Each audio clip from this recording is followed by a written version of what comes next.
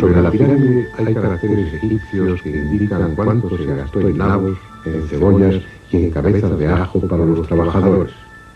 Y si recuerdo exactamente las palabras del intérprete que me descifró los caracteres, la suma se eleva a 1.600 talentos de plata.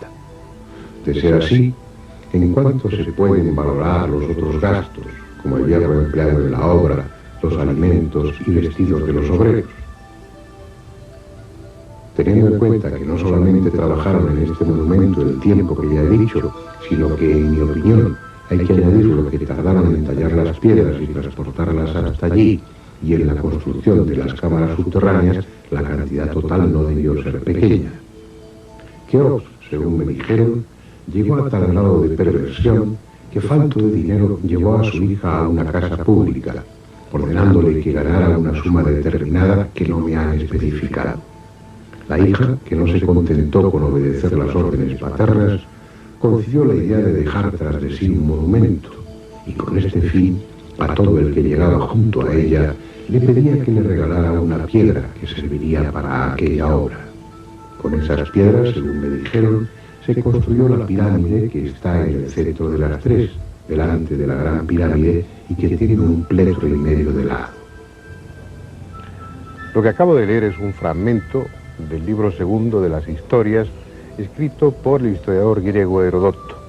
En él proporciona algunos detalles sobre la Gran Pirámide y dice, entre otras cosas, la existencia de una rampa, de una calzada por la que se trasladaban las piedras desde el Nilo hasta la Gran Pirámide. Y al referirse a esa calzada, dice que debió ser una obra casi tan importante como la propia pirámide. Pero hay una serie de detalles técnicos que él también menciona a propósito de la construcción de la Gran Pirámide que merece la pena ser tenidos en cuenta. Se colocaron al principio una serie de gradas que algunos llaman crosai y otros domines. Después de haberle dado, para empezar, esta primera forma, se procedió a subir las piedras restantes por medio de máquinas construidas de trozos cortos de madera. Desde el suelo la subían a la primera plataforma. Cuando la piedra había llegado hasta allí, era colocada en otra máquina instalada sobre esta primera plataforma y pasaba a otra grúa, pues había tantas máquinas como plataformas. O quizás solo había una máquina, fácil de transportar, que trasladaban de un piso a otro después de haber retirado la piedra.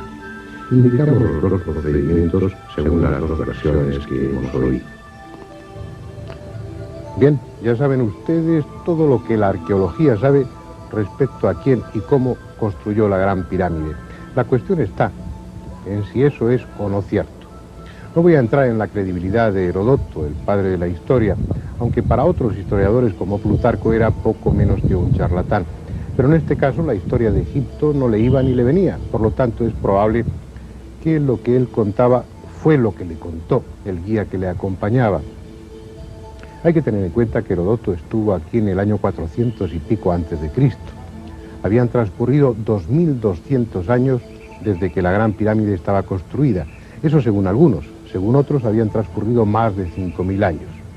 También hay que tener en cuenta que lo mismo que su guía le dijo que habían sido Keops, Kefren y Micerino los que encargaron la construcción de las pirámides de Giza, a otros autores también antiguos, sus guías correspondientes, no hablaban de Keops, Kefren y Micerino, sino que se la atribuían a Armoeus, Amosis e Inarón.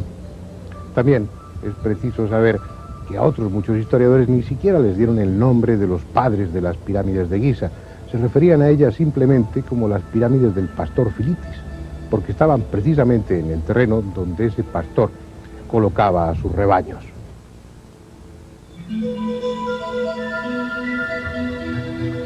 La arqueología se quedó con lo de Keops porque al fin y al cabo lo había transmitido una autoridad como Herodoto.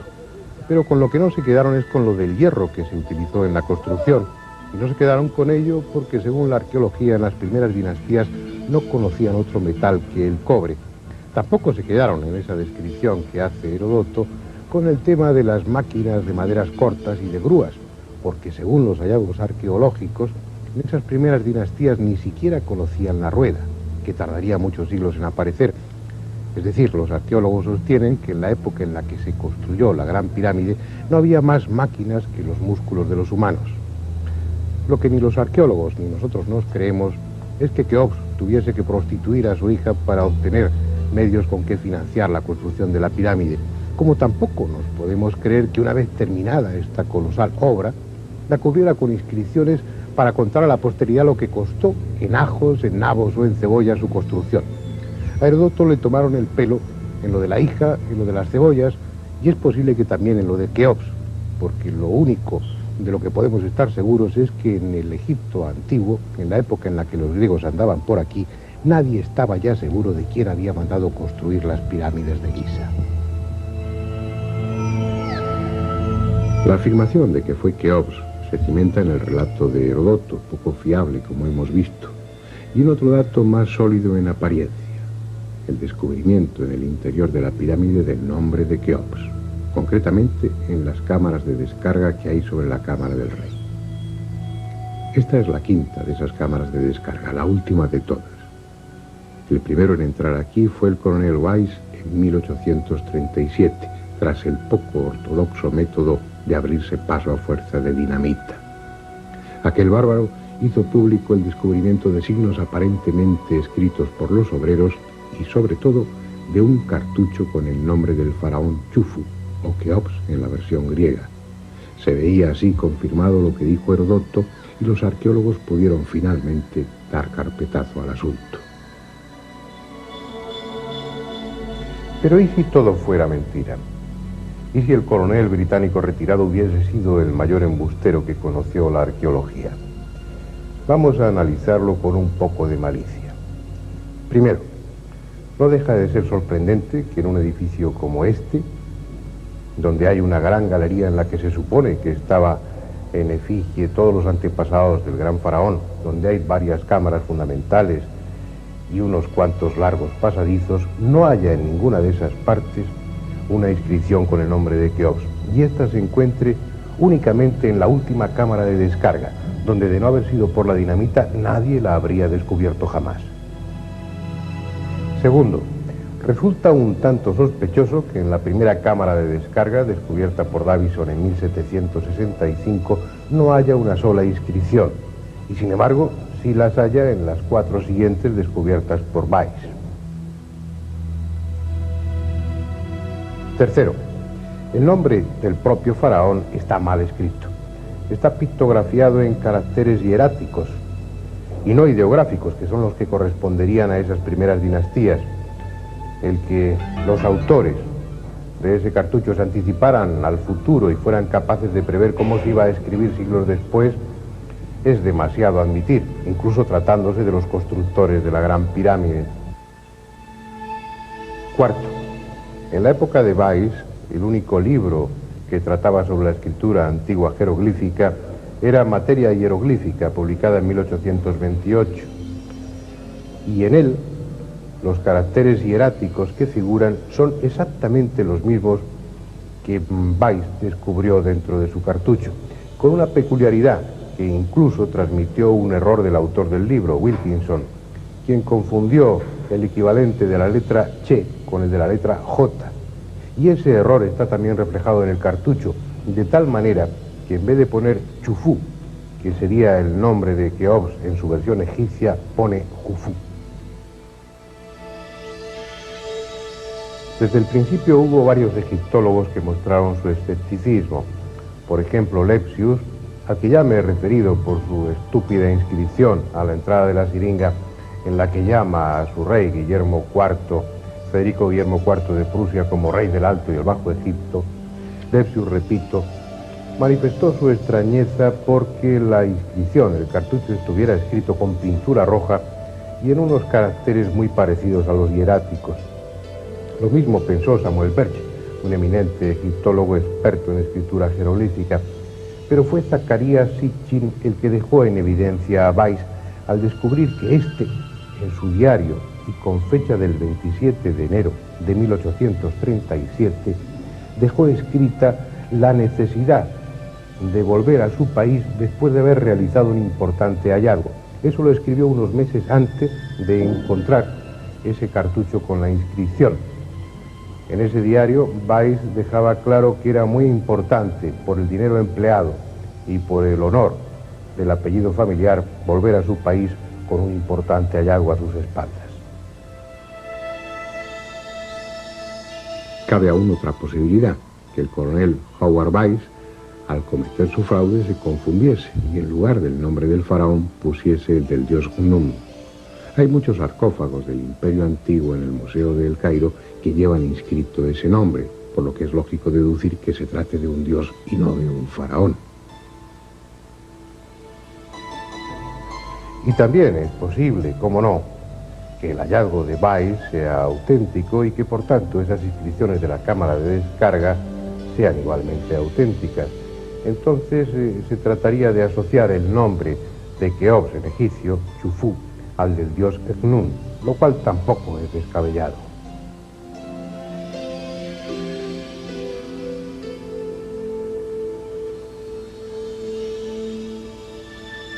Este es el templo del dios Khnum en la isla de Elefantina, frente a la ciudad de Asuán. Khnum fue un viejo dios del Alto Egipto, de donde posiblemente procedió Keops y otros faraones de la cuarta dinastía. Es probable que su culto fuera impuesto también al Bajo Egipto, a Menfis y Heliópolis, con el consiguiente rencor por parte de los sacerdotes de Amón. Después, cuando la poderosa casta sacerdotal de Amón volvió a imponer su criterio, trató, como sucedería después con Akenatón, de borrar de la historia a aquellos faraones herejes. Y lo consiguieron, porque lo cierto es que de la cuarta dinastía no sabemos casi nada. Se conoce mucho mejor la primera dinastía o la tercera que la cuarta, pese a haber realizado las más importantes obras de Egipto, si es que fueron ellos, porque en la estela del inventario se dice que la Gran Pirámide ya estaba edificada en tiempos de Keops y era conocida como el Templo de Isis. Según lo escrito en esa estela, el faraón se limitó a construirse una pirámide más pequeña junto a ella.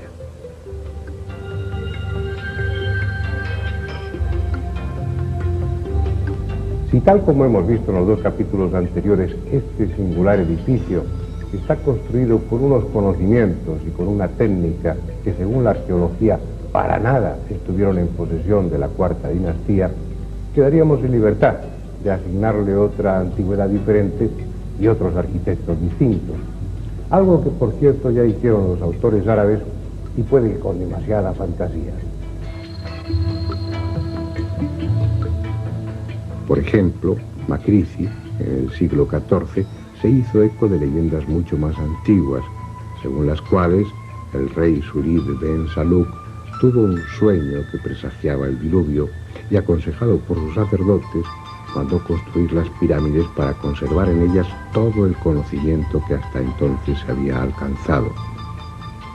Otro escritor árabe, el Kodai, también dijo que las pirámides se construyeron antes del diluvio, puntualizando incluso que este se produjo cuando el corazón del león se halló en el primer minuto de la cabeza del cangrejo, lo que de acuerdo a la astrología señala una fecha en torno al 5300 a.C. Insistiendo en el origen antediluviano de las pirámides de Giza, otro autor árabe, Abul Rinan el-Biruni, dejó escrito que en el revestimiento de las pirámides era visible la huella dejada por las aguas y el nivel que éstas alcanzaron. Leyendas árabes sin fundamento, supongo, aunque no dejan de tener aspectos curiosos. El autor árabe Macrici, en el siglo XIV, describió las leyendas que habían inspirado al Mamun la necesidad de penetrar en la Gran Pirámide, y en esas leyendas se hace referencia a cosas insólitas, no solamente a tesoros materiales, grandes cantidades de oro y de diamantes, sino también se habla de objetos muy extraños. Se habla de talismanes, se habla de un agua mágica, se habla de tesoros provenientes de los planetas, y se habla también de un metal que no se oxida y de un cristal que puede ser doblado sin partirse. No deja de llamar la atención que Macrici tuviera esa anticipación, esa capacidad de evidencia y pudiera en sus escritos del siglo XIV referirse al acero inoxidable y también al plástico. Sea como fuere, si esas leyendas son ciertas o no, convendría seguir buscando en la pirámide por si aparece esa cámara oculta. Lo que con toda seguridad no va a aparecer es el cuerpo de Keops. porque la Gran Pirámide, como el resto de las pirámides de Egipto, nunca sirvió de tumba. Esa es una de esas verdades, entre comillas, extendidas, divulgadas en todo tipo de libros y publicaciones. Sin embargo, en ninguna de las 108 pirámides censadas hasta el momento se ha encontrado jamás el resto de faraón alguno. Esto es lo que queda de la pirámide del faraón Sejenjet, en Sáqara. Su entrada, intacta y conservando los sellos originales, fue descubierta en 1954 por el arqueólogo alemán Zacharias Gonein. Dentro había un sarcófago también perfectamente sellado. Por el suelo estaban los restos del ajuar funerario y algunas joyas. Hasta un ramo de flores permanecía sobre el sarcófago, como un testimonio polvoriento de afecto por parte de algún pariente del difunto. Por fin, los arqueólogos habían llegado antes que los profanadores de tumbas. La noticia se extendió por todo el mundo y el día señalado para abrir el sarcófago se reunieron aquí políticos, periodistas y científicos.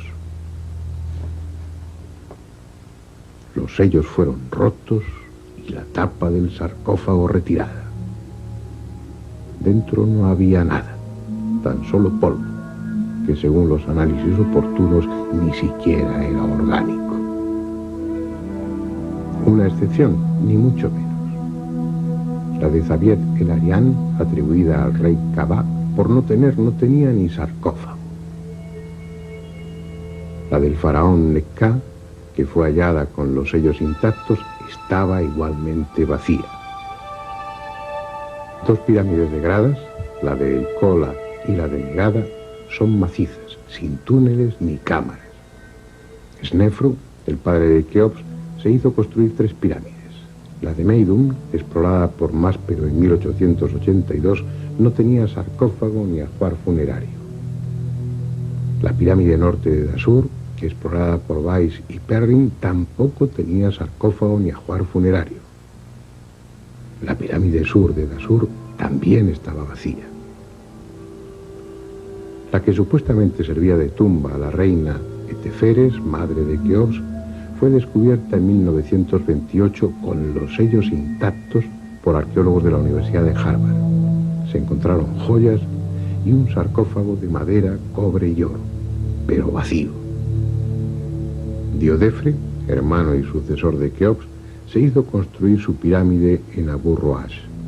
Dentro había un sarcófago sin terminar que ahora se conserva en el Museo del Cairo y que obviamente no pudo contener cuerpo alguno. El sarcófago de Kefren, descubierto en 1818 por Belzoni, también estaba vacío. Lo mismo que el de Micerinos, hundido por cierto en aguas de Almería al naufragar el barco que transportaba el sarcófago a Inglaterra. Userkaf se hizo construir su pirámide en Sáqara y también se encontró vacía. La pirámide de Neferikare no llegó a terminarse y por tanto nunca sirvió de tumba. Su sucesor, Neferrefe, se hizo construir una pirámide que tampoco fue tumba porque la cámara mortuoria no llegó a terminarse. La entrada a la pirámide de Unas fue descubierta en 1881 por el Servicio de Antigüedades Egipcias. Su espléndido sarcófago de basalto estaba, como no, vacío. Como vacío y sin tapa estaba el que había en el interior de la pirámide de la reina Neit. La de Ibi no llegó a terminarse. La de Sesostris II sí se terminó. Tenía sarcófago e incluso joyas, pero no había restos de momia alguna.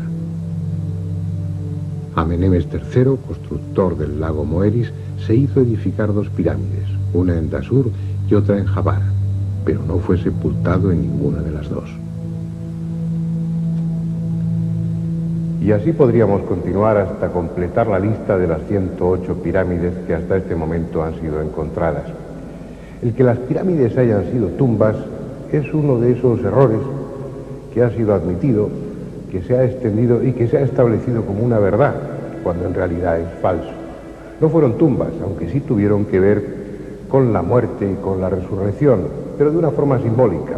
Y también es cierto, probablemente, que el faraón participase en esas ceremonias, pero no muerto, sino vivo, puesto que se trataba de una muerte simbólica seguida de un renacimiento, de una reaparición en este mundo en la que el faraón venía con nuevas intenciones y quién sabe si también con renovadas energías físicas como ahora veremos. Esas ceremonias, conocidas como Heb-Seb, formaron parte de los muchos ritos en los que se veía implicado el faraón como encarnación divina que era, y probablemente fueron los más importantes de todos los rituales. En el complejo de Zoser, en Sáqqara, se conservan muchos de los edificios relacionados con el ceremonial de Heb-Seb, la renovación del faraón.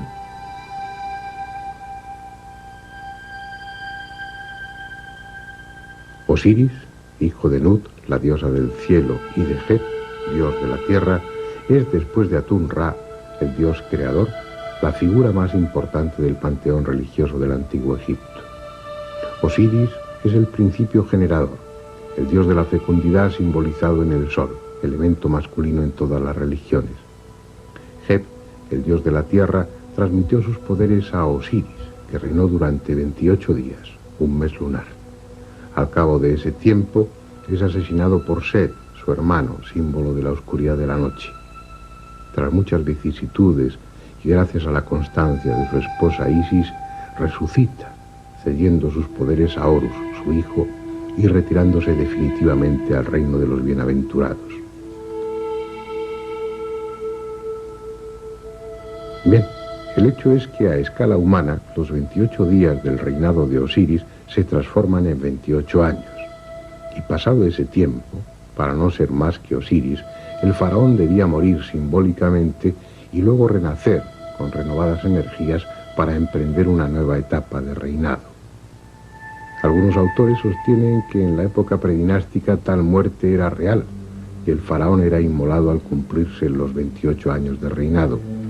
Tampoco hay acuerdo sobre el origen de la costumbre, pero sí lo hay sobre la autenticidad del ritual y sobre la demostración que tras su renacimiento simbólico tenía que hacer el faraón de sus renovadas fuerzas, incluida la sexual.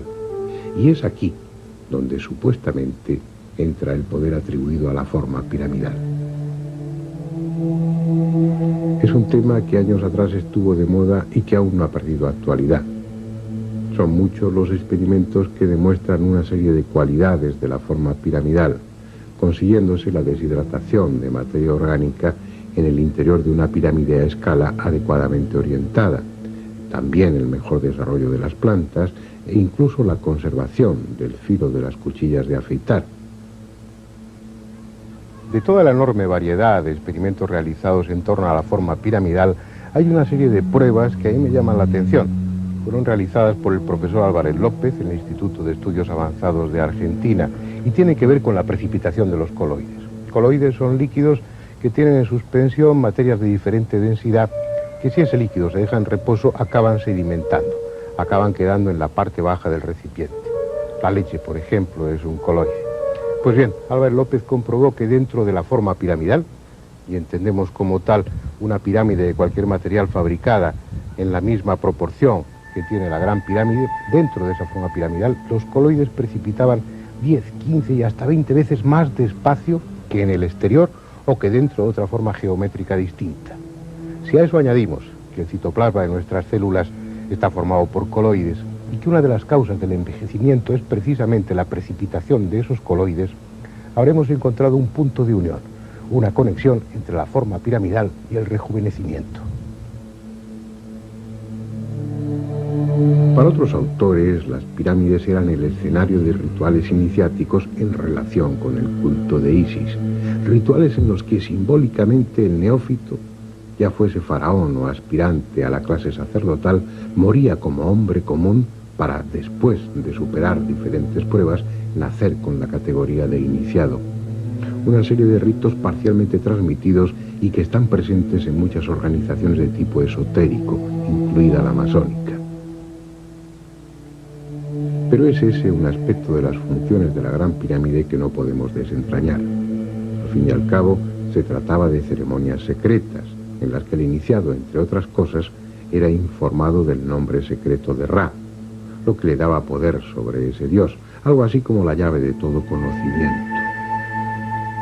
Mejor será que nos centremos en una faceta de la Gran Pirámide que tal vez sea compleja en el momento de ser explicada o comprendida, pero que tiene la ventaja de ser tangible e inmensurable. Los datos astronómicos, matemáticos y geográficos recogidos en las medidas de esta construcción. Una tarea que ha apasionado a muchos, que ha dado lugar a centenares de libros y que siempre ha estado rodeada de polémica. Este clavo constituye un hito importante en la metrología de la Gran Pirámide. Fue puesto aquí por la expedición de científicos que acompañó a Napoleón Bonaparte a finales del siglo XVIII. En aquella época todo estaba cubierto de escombros. Era imposible saber cuáles habían sido las medidas originales de la Gran Pirámide. Aquel grupo de científicos mandó despejar todos los escombros y así pudo determinar con exactitud hasta dónde llegaban las esquinas de la Gran Pirámide. En este punto concreto, hasta aquí exactamente, llegaba el escalón de la Gran Pirámide. Y esta medida fue la que utilizaron en un principio los piramidólogos para obtener sus conclusiones a veces tan pintorescas. Uno de los primeros en pisar ese resbaladizo terreno fue el astrónomo y matemático inglés John Taylor, quien publicó en 1859 su descubrimiento. El perímetro de la base de la Gran Pirámide es el mismo que el de una circunferencia cuyo radio sea la altura de la Gran Pirámide. Dicho de otra forma, dividiendo la longitud de los 4 lados de la base de la pirámide por el doble de la altura de esta, se obtiene el número pi. Taylor no se limitó a ese descubrimiento y a fuerza de jugar con cifras y medidas estableció que la pulgada inglesa y la pulgada piramidal eran casi idénticas. Otro de los primeros y más conocidos piramidólogos fue Piazzi Smyth, un astrónomo escocés que se presentó en la meseta de Giza con su mujer y se instaló lo más cómodamente posible en una de las tumbas. Además de su esposa, trajo un completo arsenal de instrumentos de medida, ratificando el descubrimiento de Taylor respecto al número pi.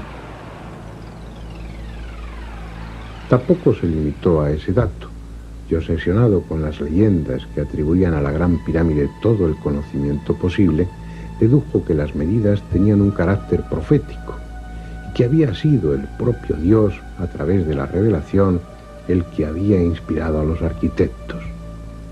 Sintiéndose también él mismo un iluminado, se propuso demostrar que en ángulos, túneles y cámaras estaba la historia pasada y futura de la humanidad.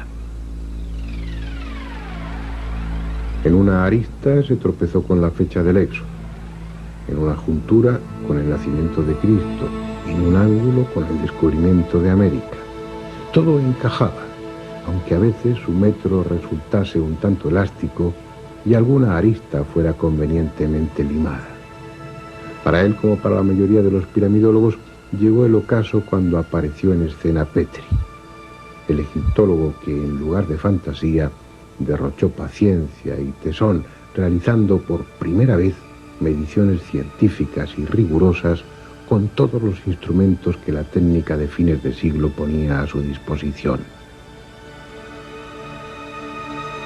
Petrie llegó a Giza a los 26 años de edad y se instaló en esta cueva. Con él se inicia el estudio metódico y exacto de las medidas de la Gran Pirámide. Lo impecable de su técnica desterró muchas de las conclusiones que habían obtenido los piramidólogos, pero demostró también que los constructores de la Gran Pirámide eran hábiles matemáticos, astrónomos consumados y poseedores de una tecnología avanzada que la arqueología les niega, pero que sus realizaciones en piedra evidencian.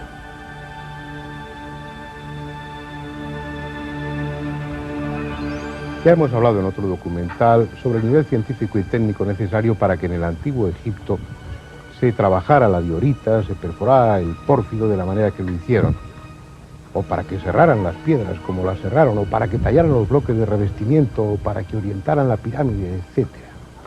Ahora vamos a ocuparnos del nivel científico, matemático que aquella gente supuestamente inculta logró alcanzar.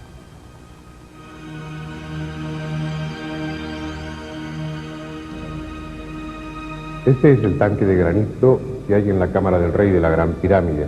Se le considera como el sarcófago de Keops, aunque casi con toda seguridad nunca contuvo la momia de este faraón. No está terminado, le falta el pulimento final, pero está cerrado con tal precisión, con tal calidad de trabajo que se le podría considerar un producto perfectamente terminado. Y probablemente lo sea así, porque tal como está, sus medidas nos van a proporcionar una serie de datos increíbles. Para su mejor comprensión, Manuel Delgado está junto a otro sarcófago, un tanque de granito que contiene en sus medidas el problema matemático más antiguo del mundo. Dimensiones un sarcófago de tal forma que todas sus medidas lineales y todos sus volúmenes interiores y exteriores corresponden a un solo número, a su cuadrado, a su inverso o a su mitad. Realmente, para los que somos neófitos, el problema es harto difícil. Sin embargo, también para los especialistas en matemáticas, la solución no parece muy clara. Es un sistema de 8 ecuaciones con 6 incógnitas. Lo realmente importante del asunto es que parece ser que la palabra imposible fue descartada del diccionario de los antiguos egipcios, porque en la cuarta dinastía lo consiguieron. Es este sarcófago. Está en el Museo del Cairo con el número 6193 y corresponde a Diodefre. El sarcófago de Diodefre, encontrado en una pirámide inconclusa de Abu Roash, está ahora arrinconado en la sala del Imperio Antiguo, sin que letrero alguno avise a los visitantes de su presencia. La tapa, a medio cerrar, está vuelta hacia la pared, pero a pesar de su inmerecido abandono, plantea varios problemas tecnológicos. El análisis alícuoto nos da una unidad de medida que corresponde a 1,046 metros, que viene determinada en el largo interior, de 2,092 metros. Por ello sabemos que esta distancia debe tomarse como 2. Dividiendo todas las demás medidas por la unidad 1,046, sabremos cuáles eran las originales. Hallamos los volúmenes interior y exterior. Todas las medidas, absolutamente todas, corresponden al enunciado del problema y el número clave es el 1,17. ¿Qué importancia tuvo este número para quedar registrado en el tanque? Lo ignoramos. Lo que sí sabemos, porque acabamos de comprobarlo, es que en la cuarta dinastía dominaban la alta matemática, aunque algunos sigan considerando que en el antiguo Egipto o en las pirámides no existe ningún asunto de números.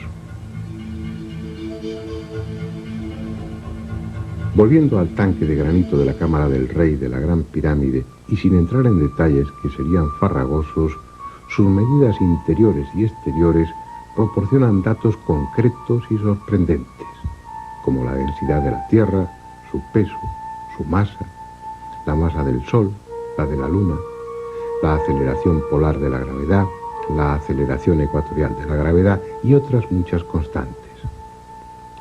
Es cierto que, como afirman los detractores, combinando números y multiplicándolos por la unidad seguida de ceros, podremos llegar a la cifra que nos convenga.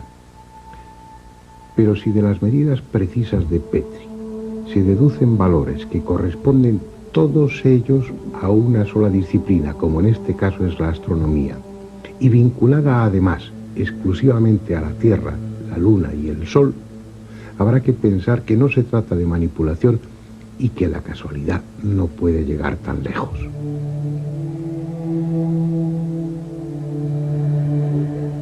Lo que resulta difícil de aceptar es que esos datos, que se corresponden con los logros científicos de estos últimos años, de la época moderna, estuvieran presentes en el antiguo Egipto. Pero es que ni aun con la peor voluntad se puede hablar de azar, puesto que esos datos están complementados con otros muchos que corresponden a un mismo nivel de conocimiento. Por ejemplo, es innegable que en las proporciones de la Gran Pirámide estén presentes los números pi y phi, números que no se pueden determinar aritméticamente, pero sí con una regla y un compás. La sección áurea o phi se obtiene dividiendo una línea en un punto que la fraccione en dos partes, de tal forma que la proporción de la línea entera con respecto a la parte mayor sea la misma que guarde esta con relación a la menor. Eso quiere decir que el número de oro es 1,618, que tiene como particularidad que su inverso es 0,618 y su cuadrado 2,618. A principios del siglo XIII, el matemático italiano Fibonacci importó a Europa desde Egipto una serie de números que desde entonces lleva su nombre. Esta serie cumple la condición de que la proporción entre cualquier número con el siguiente es la misma que existe entre ese mismo número y el anterior.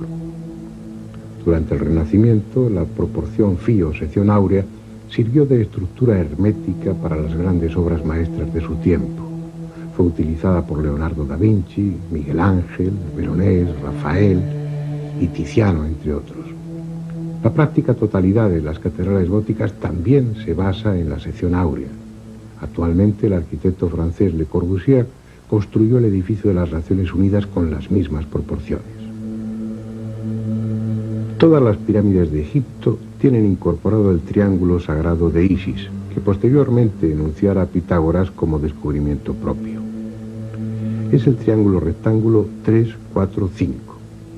Siendo los dos catetos 3 y 4, la suma de sus cuadrados resulta ser 9 más 16 igual a 25, que corresponde al cuadrado de la hipotenusa, es decir, 5. Con estos tres lados se describe perfectamente un triángulo rectángulo o un rectángulo de diagonal 5.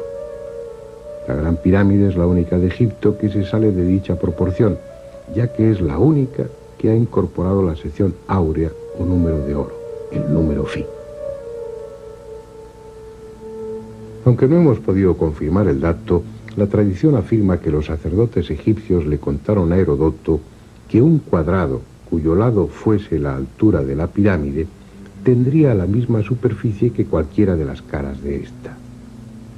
Utilizando las medidas reales de la pirámide o el valor incorporado de phi, el enunciado se cumple rigurosamente. El cuadrado sería raíz de phi por raíz de phi igual a phi. Y la superficie de la cara sería 2 por phi partido por 2, lo que también da phi. No fue casualidad y sí una acción intencionada la incorporación de estas proporciones, ya que el ángulo de inclinación de la pirámide es de aproximadamente 51 grados 50 minutos. La secante de este ángulo es phi, 1,618, y el coseno, el inverso de phi, 0,618. La pirámide está diseñada de tal manera que para todos los efectos prácticos resuelve nada menos que la cuadratura del círculo.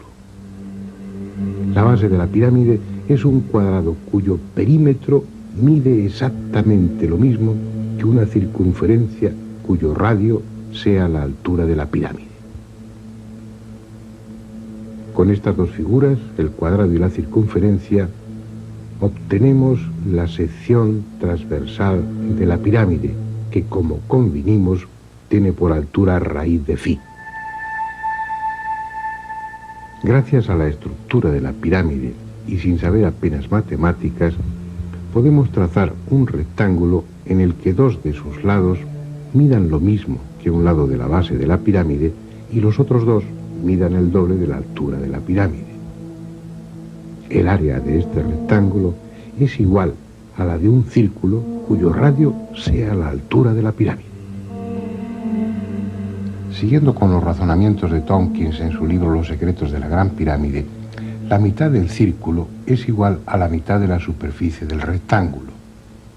Pero la mitad de un círculo plano es también matemáticamente igual en área a la superficie esférica de un cuadrante de 90 grados. Así, un rectángulo cuya altura sea igual a la de la pirámide y su base un lado de la misma es igual a un cuadrante cuyo radio sea la altura de la pirámide y su arco un lado de la base de la pirámide. Es decir, con la Gran Pirámide sus constructores no solo lograron la cuadratura del círculo, sino también la cubicatura de la esfera. Otro ejemplo. El prisma generado por 4 lados rectangulares formados con la base de la pirámide y la altura de ésta tiene la misma superficie que una semiesfera que tenga como radio la misma altura de la pirámide. Las dos bases, la cuadrada y la redonda, son exactamente iguales. Con ello, la estructura del monumento entra a formar parte de los denominados prismas de Arquímedes. El gran ingeniero, físico y matemático griego decidió que sobre su tumba colocaran un extraño epitafio, una esfera y un cono inscritos dentro de un cilindro. Ya cercano a su muerte, prefirió olvidarse de sus trabajos sobre hidráulica, sobre problemas matemáticos, sobre analítica, y eligió este sencillo epitafio. Y tuvo sus razones para ello. Los volúmenes del cono, de la esfera y del cilindro están en la relación directa a los números 1, 2 y 3. Asimismo, el volumen del cono es igual a los volúmenes de los dos conos también inscritos. El volumen de uno de esos conos es el mismo que el volumen de la semiesfera. La superficie de la semiesfera es la misma que la superficie de las 4 caras del prisma, que tiene como base la base de la pirámide y como altura la altura de la misma. Y tanto en la pirámide como en el cono se cumple el principio de que el perímetro de la base dividido por el doble de la altura nos da el número pi. Y por acumular más datos, el perímetro de la base de la Gran Pirámide indica el medio minuto sesagesimal de un grado y a escala decimal determina la órbita solar de la Tierra en torno al Sol. La superficie de la base a escala decimal establece la superficie de la esfera terrestre. La superficie de la esfera dictaminada por la Gran Pirámide a escala decimal señala la superficie de la esfera solar. El peso de la Tierra es 1000 billones de veces el de la Gran Pirámide. El largo de la cámara del rey, dividido entre 10, nos da el valor del metro egipcio, 1,047901, doble que el codo egipcio de 0,5236 que hallara Newton y que corresponde con la mejor medida actual del cuadrante del meridiano terrestre. Siguiendo estos planteamientos, Manuel Delgado, el realizador de esta serie, aplicó el principio de los prismas de Arquímedes a un plano, reflejándolos en 2 dimensiones. El cilindro fue un cuadrado, la esfera una circunferencia, los conos unos triángulos que se proyectaban desde cada arista. Incluyó la pirámide y comprobó que sus ángulos se correspondían a la inscripción de la pirámide en un heptágono. Todos los corredores y cámaras descubiertas hasta ahora seguían las líneas proyectadas. Si este fue el plano original del arquitecto de la Gran Pirámide, en cada triple intersección colocó una cámara, en todas menos en una. Si este plano es correcto, en esta triple intersección debería existir otra cámara. El tiempo lo dirá. La Gran Pirámide ha cumplido una múltiple finalidad. Posiblemente es una tumba, y Keops, estando levantada la pirámide o no, se hizo construir en algún lugar todavía no encontrado su sepulcro. También pudo ser una tumba simbólica y servir de escenario para determinadas ceremonias de muerte y resurrección. Funcionó como un calendario, señalando solsticios y equinoccios. Sus medidas, exteriores e interiores, reflejan datos astronómicos que solo pudo alcanzar una ciencia extraordinariamente desarrollada. La estructura piramidal parece movilizar energías aún no comprendidas. Y además está ella misma, expresión de una técnica constructiva desconocida que las gentes de ahora no hemos aún alcanzado. Su masa impresionante, su forma equilibrada y armónica, su desnuda solemnidad son más que apariencia, son algo con lo que la humanidad se identifica. Tal vez el camino no sea entenderla, sino contemplarla, por si acaso al verla terminamos viéndonos a nosotros mismos.